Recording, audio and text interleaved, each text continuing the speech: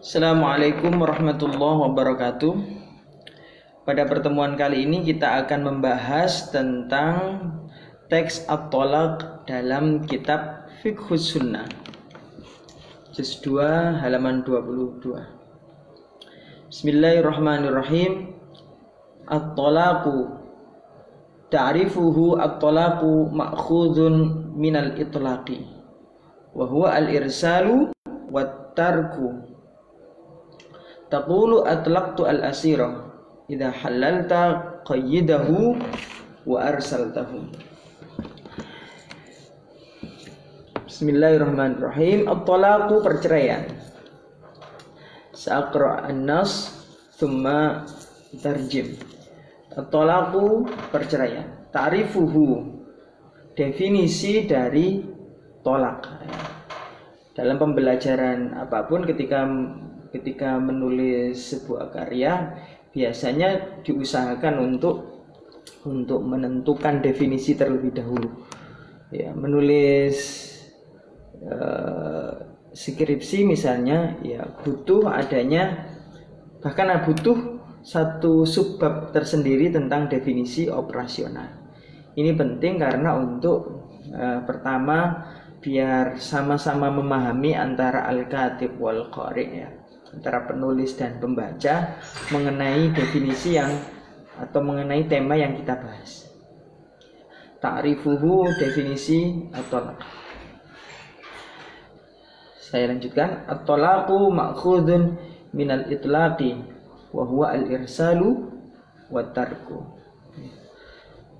Lafaz talaq itu terambil dari lafaz itlaq yang bermakna al-irsalu wat tarku, makna melepas dan meninggalkan, ya.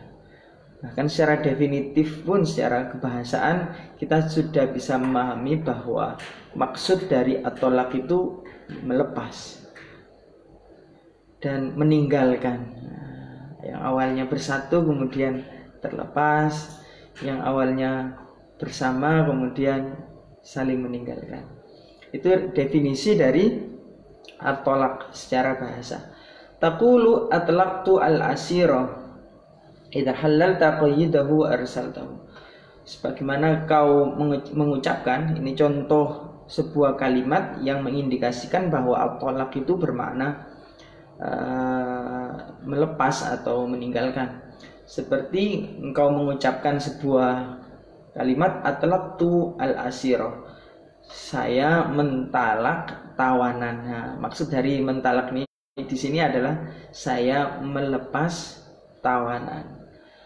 Jadi penggunaan tolak itu ternyata secara bahasa memang ya maknanya melepas, tidak hanya berkaitan dengan hukum di pernikahan. Lafaz atlaqtu al-asira ini idza halalta qayyidahu wa arsaltahu. Ketika engkau telah melepas ikatannya atau melepasnya, itu kamu bisa mengucapkan atlaqtu al-asira. Ini dari sisi kebahasaan. Wa fi syar'i, dan menurut istilah syara', hallu rabitatiz zawaji wa inha'il alaqatiz zawjiyati.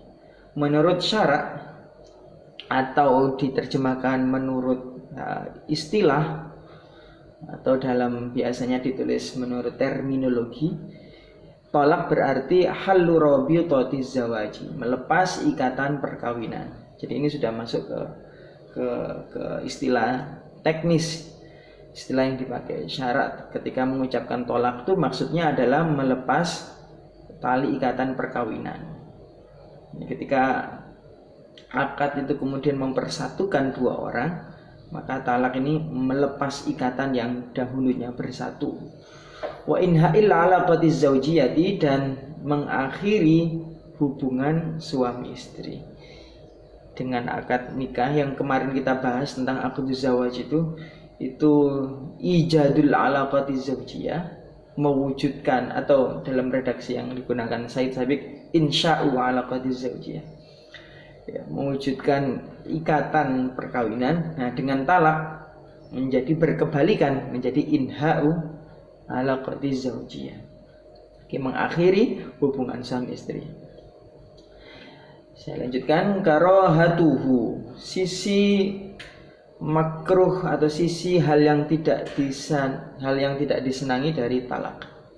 Inna istiqraral hayati az-zawjiyati ghayatun minal ghayat allati yahrusu 'alaiha al-Islam.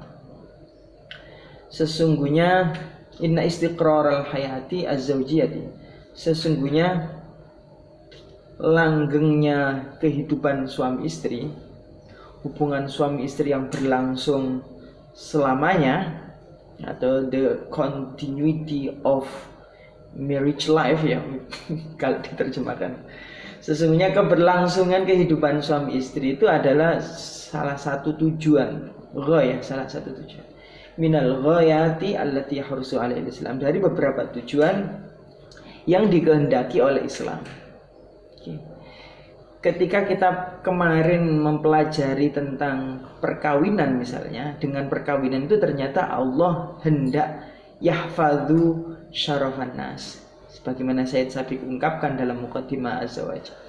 Allah itu ingin menjaga kehormatan manusia, karena idealitas keberadaan manusia yang akan berlangsung terus-menerus diformulakan dengan adanya perkawinan. Dan sebagaimana perkawinan itu tujuannya untuk tanasul, untuk takatsur dan istimrarul hayati, sebagaimana yang 3 tujuan yang disampaikan di pertemuan kemarin. Maka sebenarnya dengan perkawinan itu dalam Islam itu salah satu tujuan pentingnya juga mengenai istiqrarul hayati zaujiyah. Tidak ada batasan waktu, tapi hubungan perkawinan ini berlaku selamanya. Ini mungkin berbeda dengan kajian di mut'ah mungkin ya. Tapi idealnya ketika sampean yang laki-laki sudah qabil tu nikah, hubungan itu berlangsung selamanya. Tidak ada batasan waktu. Kecuali nanti ya diputuskan dengan jalan keluar yang namanya tolak. Wa aqdu zawaji innama yuqadu lid-dawami wat ta'bidi ila an tantahiyal hayatu. Dan dan akad perkawinan, ini tema yang kemarin, akad perkawinan ya, sesungguhnya dibentuk untuk selamanya, lid-dawami wat ta'bidi, dan ya benar-benar selamanya. Sayyid Sabiq sering menggunakan 2 kata yang sinonim untuk menguatkan satu sama lain. Dulu namanya takkid lafzi ya, baik menggunakan lafaz yang sama atau menggunakan lafaz yang sinonim. Seperti kemarin fil khalqi wa takwin, al khalq dan takwin itu maknanya sama. Terus kemarin itu ada yahfadzu syarafahu wa yasuna karomahu.